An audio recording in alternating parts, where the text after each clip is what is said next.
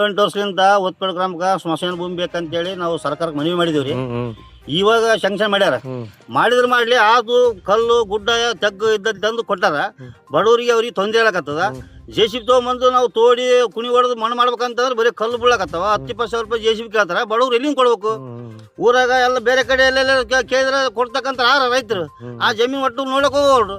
ಊರಿಗೆ ಬಂದು ನೀವು ಬೇಕಾದ್ರೆ ಪರಿಶೀಲನೆ ಮಾಡ್ರಿ, ಎಲ್ಲರಿಗೆ ಕರೆಸ್ರಿ, ಎಲ್ಲರ ಸಮೀಕ್ಷೆನ ಎದ್ರ ನೋಡಿ ಎಸಿ ಆ ಸ್ಪಾಟ್ ನೋಡ್ರಿ. ನೀವು ಹೆಂಗಾದ ನೋಡಿ ಮೇಲೆ ನಿಮ್ಗೆ ಗೊತ್ತಾಗ್ತದ.